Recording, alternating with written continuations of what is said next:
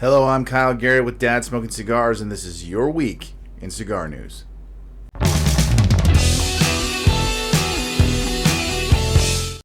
Thank you for tuning in, and here are this week's top stories.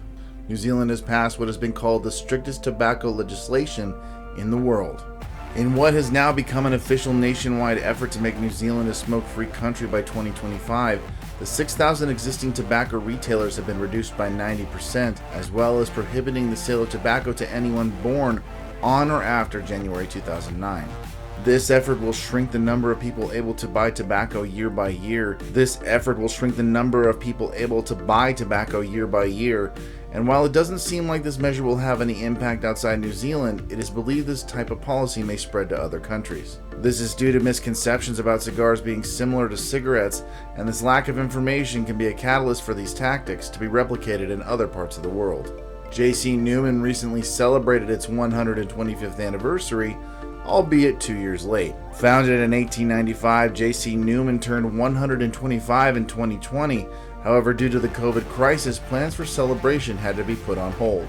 The celebration was finally held on November 19th at the newly restored historic El Reloj cigar factory with over 700 guests in attendance.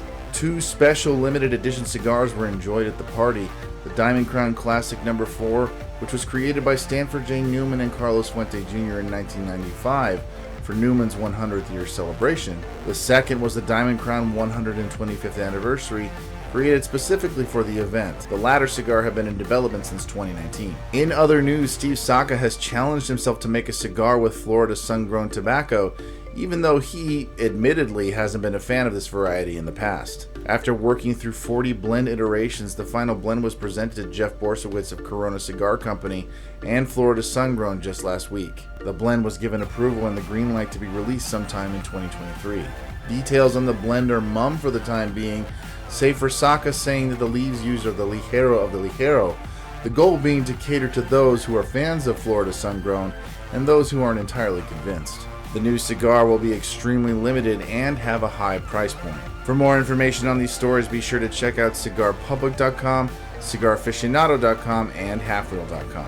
Thank you again for tuning in. I'm Kyle Garrett, and this has been your week in cigar news.